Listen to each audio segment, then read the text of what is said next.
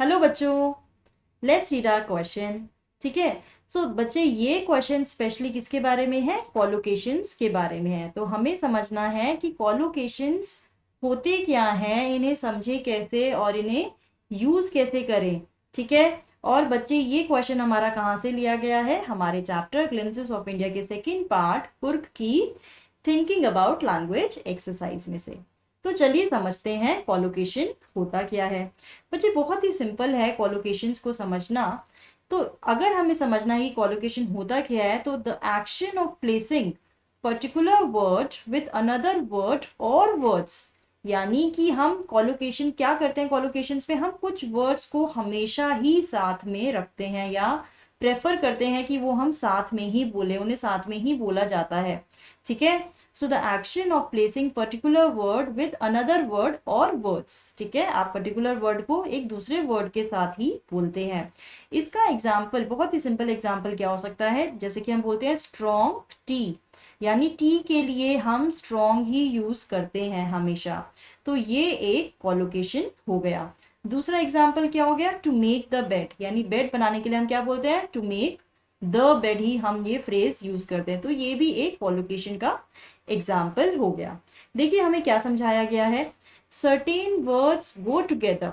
ठीक है, कुछ वर्ड्स हमेशा साथ में ही बोले जाते हैं या बनाए जाते हैं।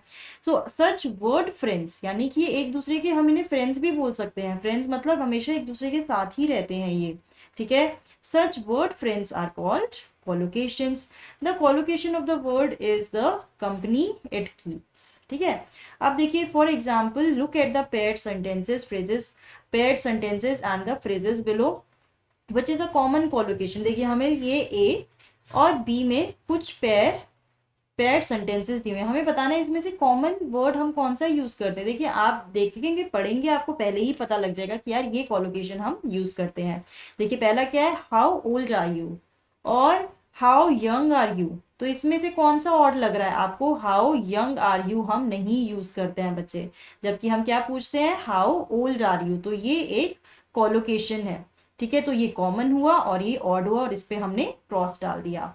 ठीक है। अब देखिए, अ प्लेजेंट पर्सन बोलते हैं और अ प्लेजेंट पिलो बोलते हैं। तो प्लेजेंट पिलो नहीं बोला जाता, तो हमने जो ऑड सेंटेंस है उसको हमने टिक आउट कर दिया। अब देखिए यहाँ पर क्या दिया हुआ है? Here are some nouns from the text. ठीक है, आपको culture, monk, surprise, experience, weather, tradition, ये दिया हुआ है आपको कुछ nouns. Work with a partner and discuss which of the nouns can collocate which with which of the adjective given below, यानी कि ये नाउन्स है आपके और ये आपके एडजेक्टिव्स हैं।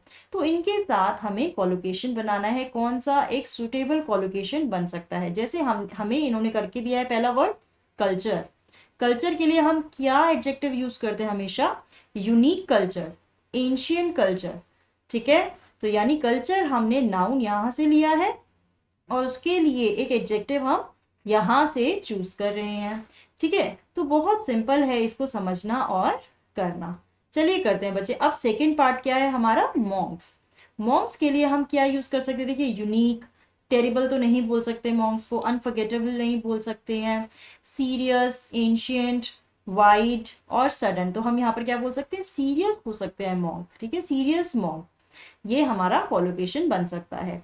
अब देखिए थर्ड नाउन क्या है? सरप्राइज। सरप्राइज कैसा हो सकता है? Sudden, sudden surprise, terrible surprise, unforgettable surprise. तो ये भी हमारे एक सुटेबल कॉलोकेशन के एग्जाम्पल हैं।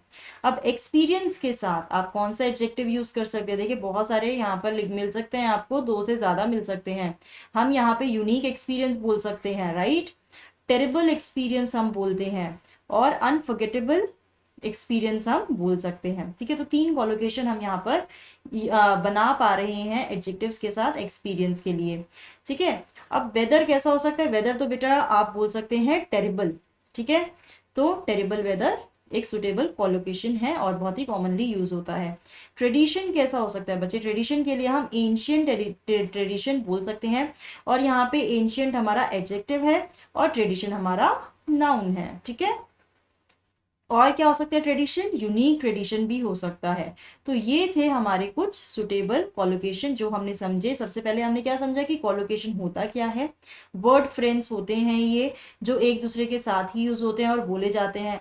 फिर हमें पेयर्ड सेंटेंसेस दिए थे, तो हमने ऑड वन को भी टिक आउट किया, जो बिल्कुल भी नहीं बोला जाता और जो कॉमनली यूज होते हैं। एंड देन हमने नाउन्स एंड एडजेक्टिव्स को पेयर किया और एक सुटेबल कॉलोकेशंस बनाए हैं। तो बच्चों, I hope you have understood the answer. All the best.